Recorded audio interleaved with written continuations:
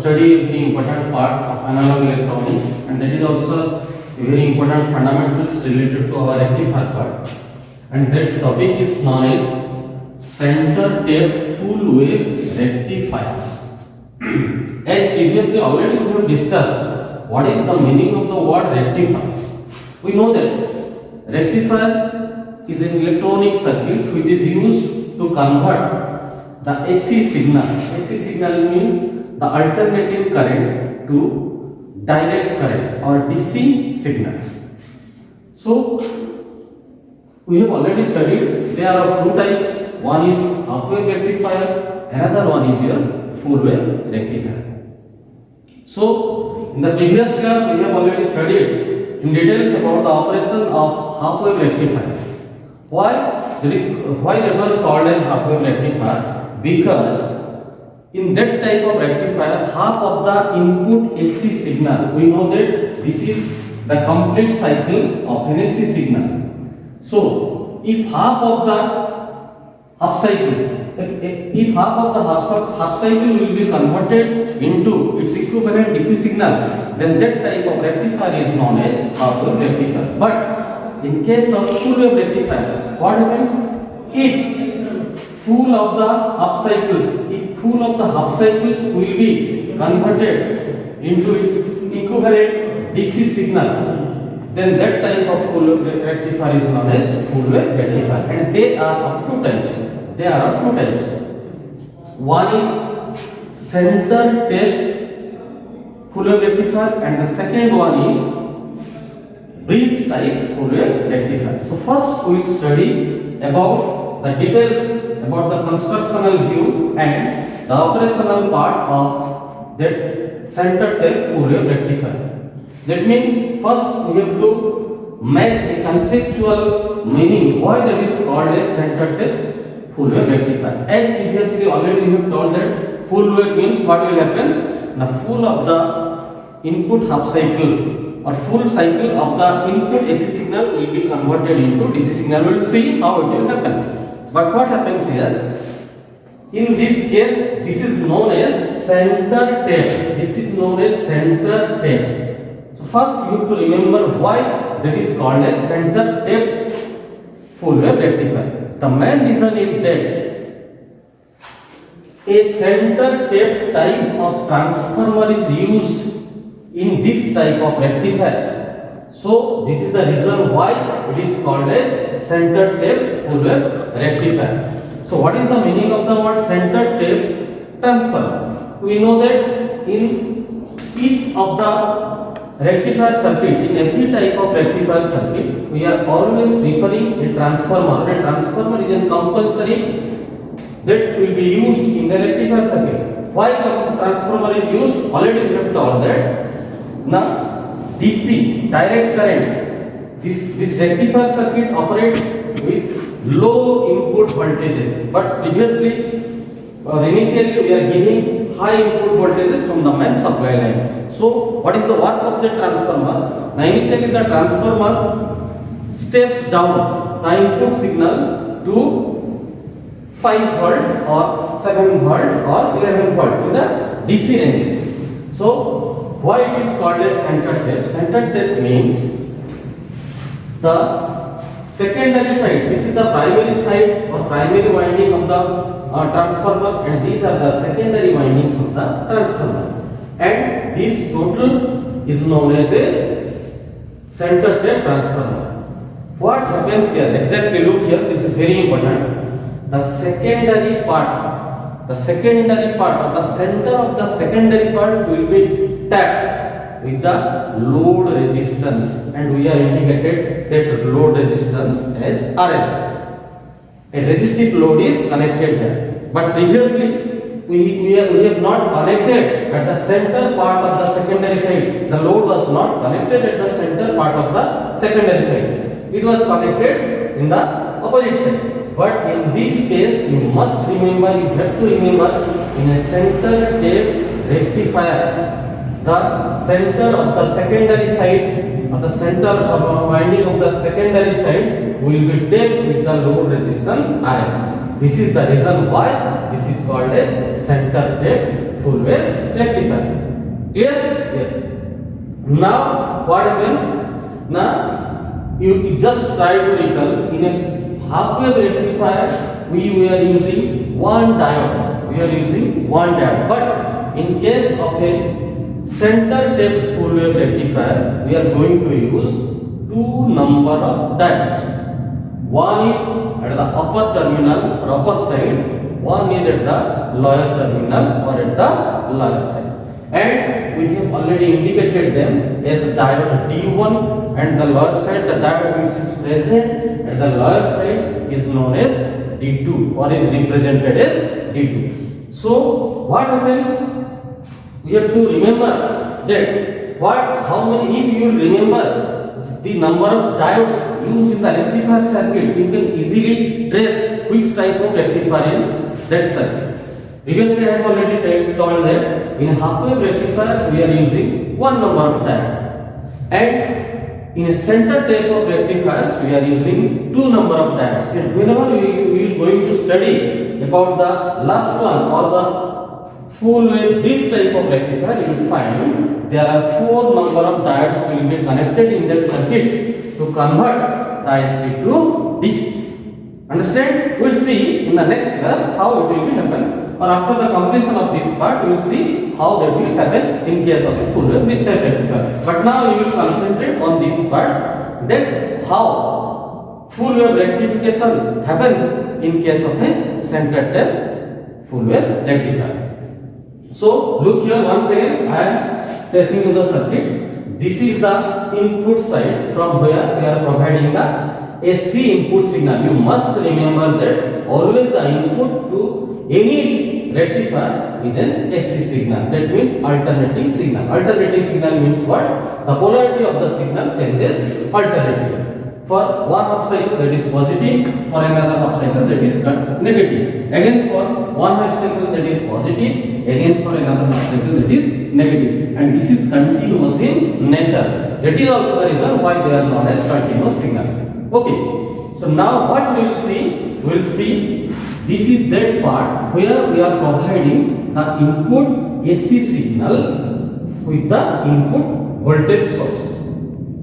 And this is shown in our waveform diagram also. What happens here? We are connected, or we have connected a center tap transformer. That means what? Now the input voltage which is given to this part, the input voltage which is given to the primary windings will be converted into lower value of AC signal in the secondary side.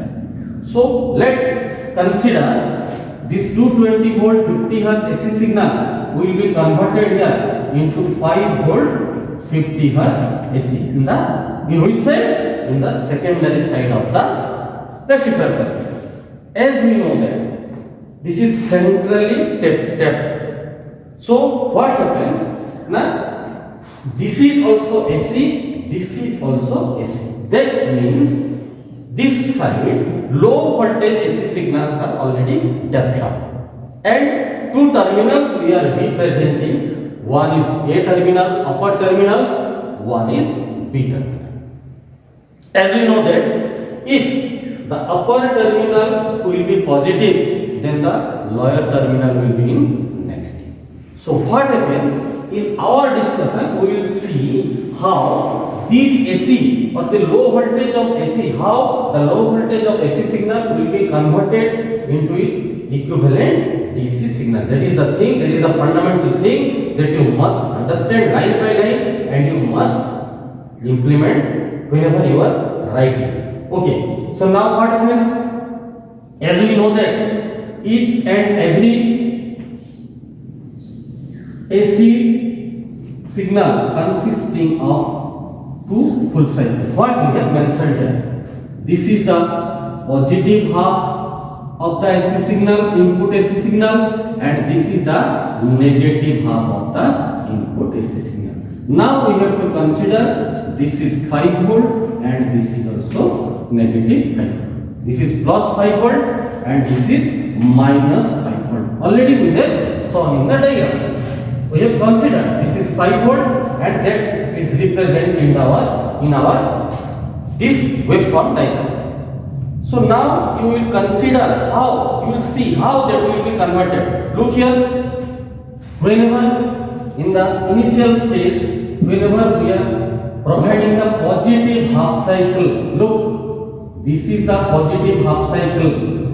I have drawn it in smaller side. This half cycle initially will be provided at the A terminal. Whenever this signal will passing across this A terminal, what happens? This is the positive. At the same time, this terminal will be negative. So now you will see, now in this case the A terminal is positive and the B terminal is negative. Understand? Now see what happens in the next step. We know that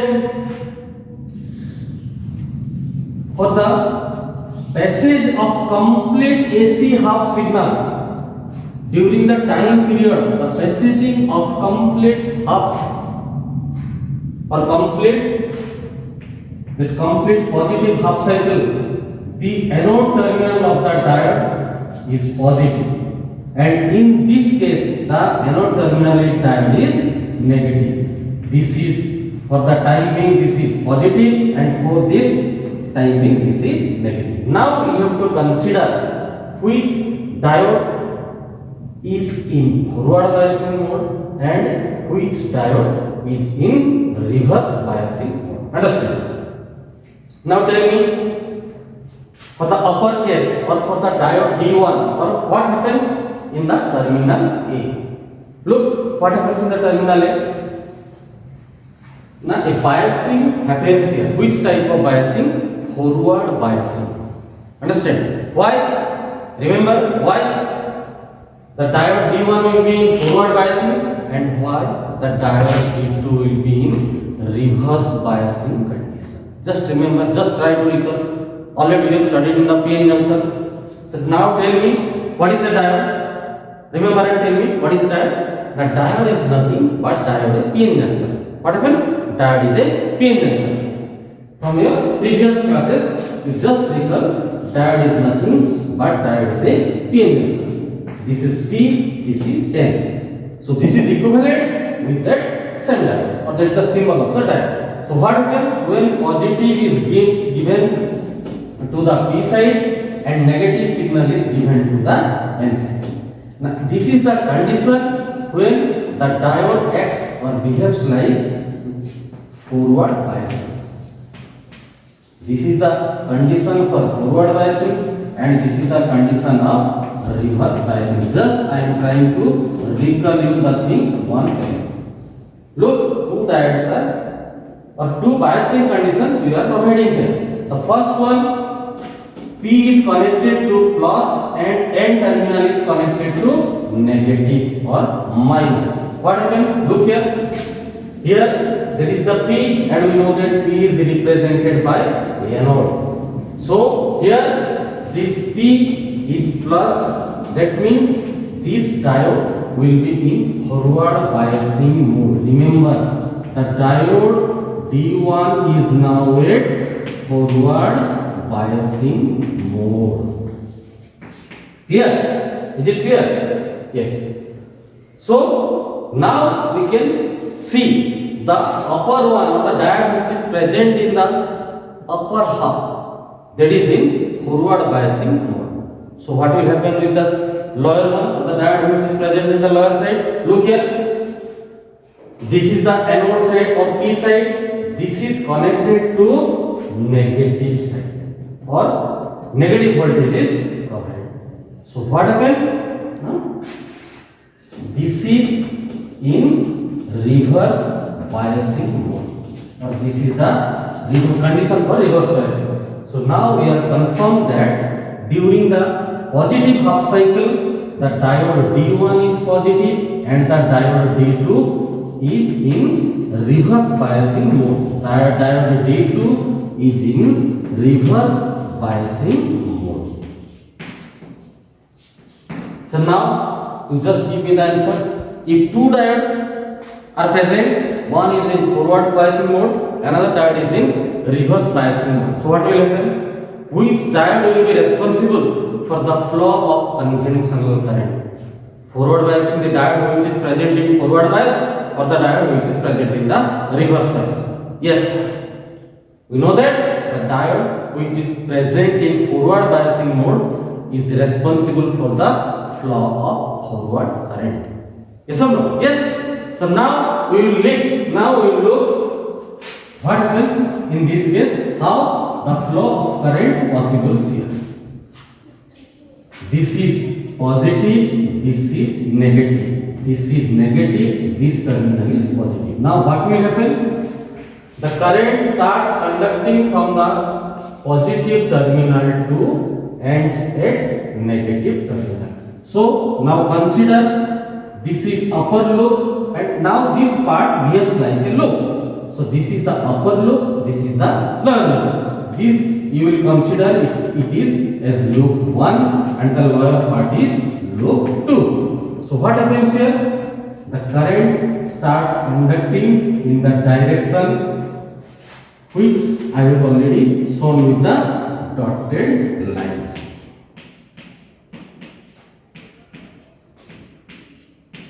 Yes or no? Like this. And what happens? This is the positive side and this is the negative side. So how you will get the output? You will get the output like this. During the positive half cycle, we will see the output like this. And for which diode? This is possible. Now we have already two diodes. One is diode D1, another one is diode D2. So now you see, due to the forward biasing mode of diode D1, we have got the output. So we can write here this output is due to the forward biasing of diode D1. Understand? Yes. So D1 is written here. Clear? Yes. Now see what happens in the second case. Anybody in doubt? Now what is the second case? You will remember, you have to consider. What is the second case?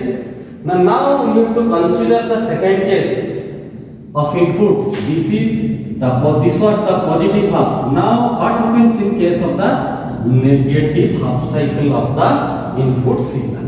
Now what happens? Now that negative half cycle will be appeared across the terminal A.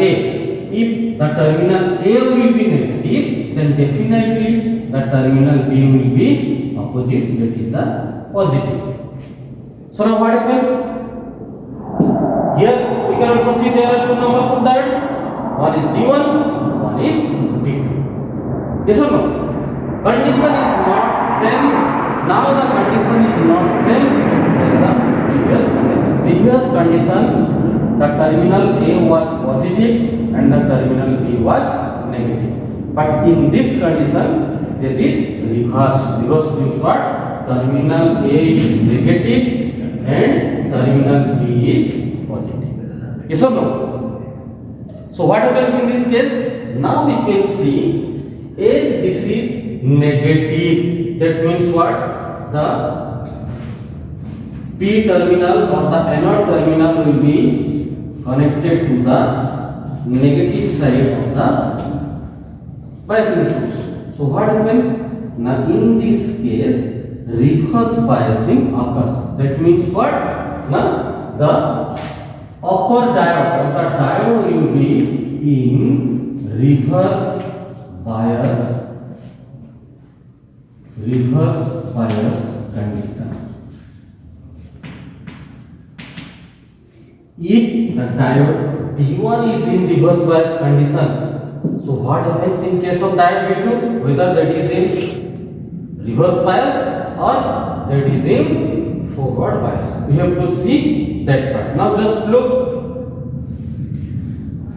The anode part of the diode D2 is connected to the positive side or connected with the positive half cycle. That means this P side is now connected to positive. So what happens in this case? Now, in this case, that conditions will be changed from the previous condition. What was the condition of the previous output? That is now changed. That is now changed means what? No? That P type is now connected to plus. But previously, that P or the P side or the anode side was connected to negative voltage. So now we can see this diode is in forward biasing mode. But previously it was in reverse biasing mode. So now you will just erase this part and you will write here this diode D2 is in forward biased mode. Or in forward biased condition. So now you just scan and tell me what happens, which diode will be responsible for the flow of current and which diode is not responsible for the flow of current. So what happens? As we know that this is in reverse bias and this is in forward bias. So now we can easily tell the diode D1 will not responsible or will not conduct, but as the diode D2 is in forward bias in this condition, so diode D2 will be conduct. So what happens? The sign will be changed, minus, plus, this will be plus and this is minus. Look here. So as per our previous discussion, we know that the flow of direction, the current flow direction will be opposite, or that is from positive to negative. So what happens? In this loop, now current will flow in loop 2 instead of loop 1. In loop 1, the current was flow. So now what happens? The direction of current will be like this. So you can use two types of inks to represent the flow of direction of current. If you will give blue color, you can give a black color or green color. So here the current direction is completed. Just remember and see one thing. This is the output resistance or load resistance. What happens? The direction of current from loop 1 or in the previous condition it was from positive to negative, and the same condition repeats here. So you can also use here the positive sign and you can use here the negative sign, and the output waveform will be like this. That is from 0 to 180 degree. But this is possible not due to diode D1. This is possible due to the diode D2. Yes or no?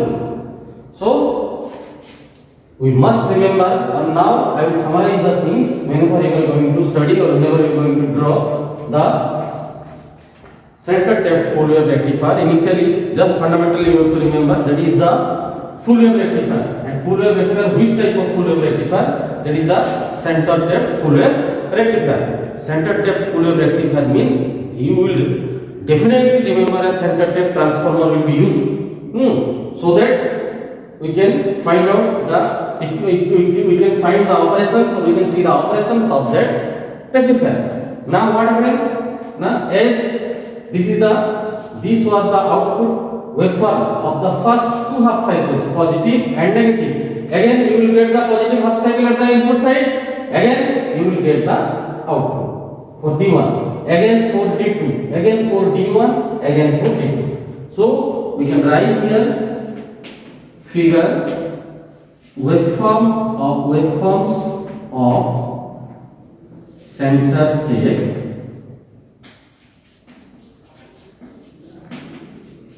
full wave rectifier. Now you can analyze whether this is full wave rectifier or not. Look, this is the DC output for positive half cycle. This is also the DC output for negative half cycle. This is the DC output again for the positive half cycle. This is again for the negative half cycle. This is for the positive half cycle and this is for the negative half cycle. And if you will see, this is continuous in nature, or one by one you will get the DC output. But what I have told you in the previous classes, these DC outputs are not the pure DC signal or pure DC outputs. They are known as pulsating DC. What is pulsating DC? Now, if some ripples of AC components or if some unwanted AC components are mixed up with the DC, then that is known as pulsating DC signal. And this same condition happens here. Whatever may be the output we have got, they are not the pure DC, they are the pulsating DC signal. Yes or no? So, it is clearly mentioned what happens in case of a center tap full wave rectifier. Already we have discussed in details what is the constructional views, what are the constructional points, what are the operational points, and what are the shape of the output waveforms. Okay, so in the next class we will study about the same thing on bridge type full wave rectifier. Have a nice day.